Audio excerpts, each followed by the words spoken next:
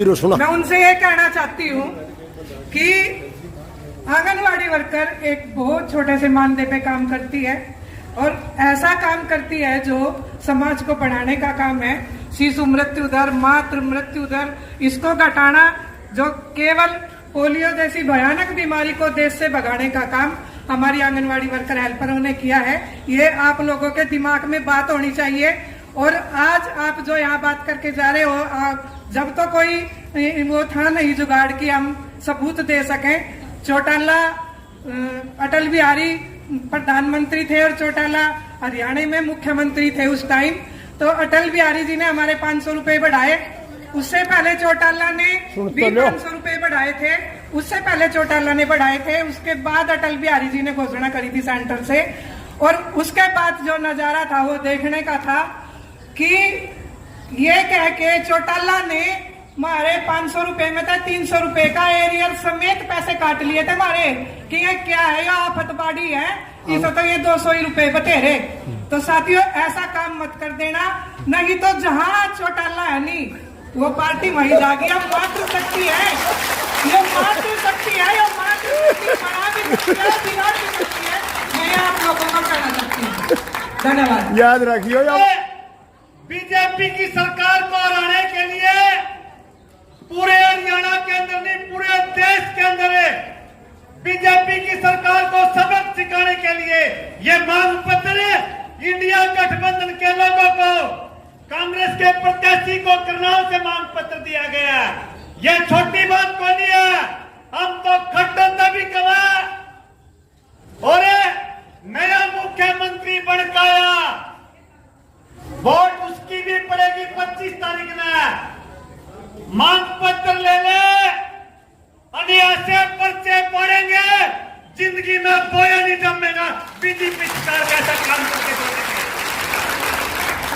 25 तारीख को 25 सेकंड का टाइम मिलेगा, 5 सेकंड का टाइम मिलेगा। 5 साल कम से कम अपने आप को एहसास होगा या वोट मैंने सही जगह पर दी थी या गलत जगह पे दी थी। आप लोगों को एहसास होना चाहिए। आपसे ज्यादा कोई नहीं जानता जितने बड़े आंदोलन आंगनबाड़ी की वर्कर पर ने इसी साइड के नीचे पूरे हरियाणा का आंदोलन चला था। पूरा मुख्यमंत्री भूपेंद्र हुड्डा आपके आंदोलन को समर्थन करके गया था और विधानसभा में आपकी आवाज उठाई थी। ठीक है, ऐसे आप कहना चाहते हैं ये जो 5 सेकंड का टाइम मिलेगा, ये पूरा मुख्यमंत्री 9.5 साल मुख्यमंत्री रहा और ये मुख्यमंत्री बना दिया नायब सैनिक। ज्यादातर महिलाएं तो जो सैनिक परिवार से बिलोंग करती है, हमारी वर्कर तो शायद नूबी चौधरी उसके परिवार वाले, हमारा मुख्यमंत्री बना दिया। यो बीजेपी का सांसद था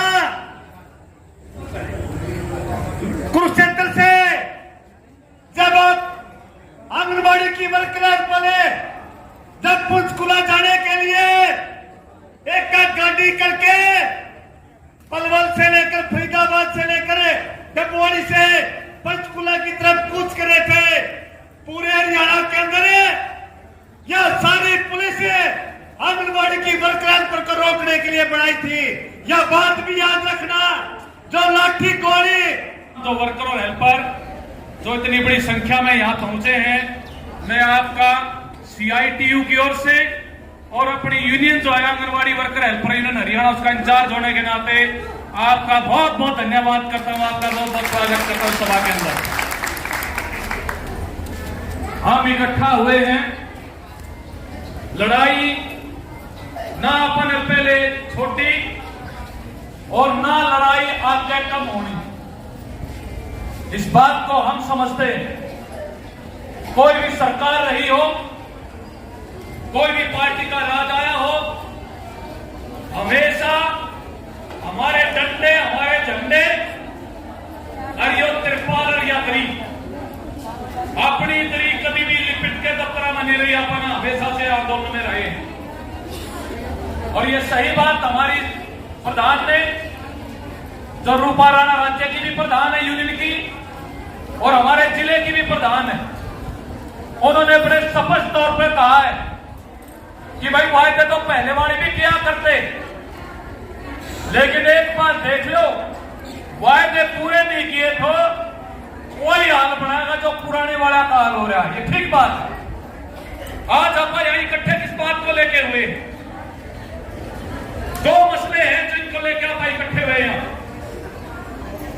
हम जो आंगनवाड़ी वर्कर हेल्पर हैं, जो इस देश में जिनकी तादाद 25 लाख है, 25 लाख तो सेंटर है, सेंटर हमारी संख्या 50 लाख है और हरियाणा में 25,000 सेंटर है, तादाद हमारी 48,000 है, क्योंकि आंगनवाड़ी वर्कर और हेल्परों के कई पोस्ट जो अभी खाली पड़ी है।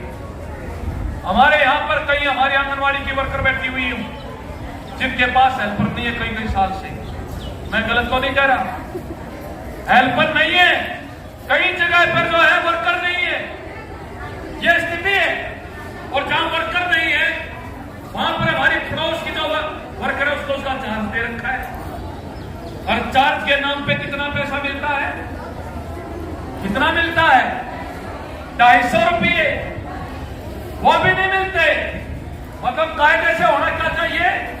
आपके पड़ोस के सेंटर का काम अगर आपको करना बतौर वर्कर करना, तो ये चाहिए कि भाई 2 तनख्वाह मिलनी चाहिए। अरे 2 छोटो, कम से कम उसकी आधी तनख्वाह दे दो। 250 रुपए में 2 सेक्टर का काम करवाना चाहती है बीजेपी की सरकार। और भाई आज मैं स्पेशल आया हूं, मैं इसलिए आया हूं, और भी कई जिलों में जा सकता था, प्रोग्राम तो पूरे हरियाणा के अंदर था, लेकिन ये करनाल जिले से एक विशेष लगाव, आप लोगों से एक विशेष लगाव है। और लगाव इसलिए है, मेरा जिला भी वैसे करनाल है, लोकसभा क्षेत्र करनाल ही है मेरा, लेकिन दूसरा लगाव इस पार्क से। इस पार्क से ये है, अभी मास्टर जी आपको याद दिला रहे थे हमारे आंदोलन के बारे में। 14 फरवरी का दिन था, 16 फरवरी का, ये तो इनको याद होगा। 14 फरवरी को हमने पूरे हरियाणा का पड़ाव यहां डाला था, और मुझे याद है यहां पर इसके साथ अपन ने टेंट लगाया था, और पूरी रात में आपको याद रखना चाहिए, उस दिन आप जुलूस निकालते हुए वहां पर गए थे, घंटाघर चौक पे रात के 12 बज गए थे। और आप याद रखना, बेशक कोई बीजेपी की भी कोई हो सकता, कोई मोदी का, बीजेपी का भी कोई उनके दिमाग में हो भी कमल के फूल के बारे में, आप उस रात को याद करना। रात के 12 बजे हुए थे, और हम ये चाहते थे कि कम से कम कोई मान सम्मान तरीके से कोई भी बीजेपी का नेता आके यही कहते, कोई बात नहीं भाई, हम आपकी बात करवा देंगे। लेकिन आप याद रखना, रात के 12 बजे पूरे हरियाणा से महिलाएं आई हुई थी, वहीं बैठी थी, वहीं पत्थर पे बैठ के खाना खाया था, और बीजेपी का कोई साधारण बंदा, मुख्यमंत्री की तो छोड़ो, कोई यहां में कहने नहीं आया कि भी तुम उठ जाओ, कोई बात नहीं, सुबह बात करवाएंगे। हम रात को वहां से वापिस आए थे, और इसी यहां पर इस पर इसके नीचे आप सोए थे। जो लोग रात को यहां रुके उनको पता होगा, उस दिन ऊपर से भी पानी टपक रहा था और नीचे भी जमीन टपक रही थी। महिलाओं के जो कपड़े जो है, जो भी यहां लोग रुके हुए थे, उनके कपड़े रात को भीगे थे, इतनी ठंड थी। और मेरे को इसलिए याद है, जब वो 15 दिन पूरा पड़ाव चला, ये पीछे जो है ये छतरी सी पड़ी हुई है, मैं रोहतक में रहता हूं, मैंने 5-6 रातें इस छतरी के नीचे बिताई है आंदोलन के अंदर। यहां क्यों मैं आपके बीच में बात करने के लिए आया हूं? हमें वो याद रखना है, अपने उन जख्मों को याद रखना है। अगर आप उनको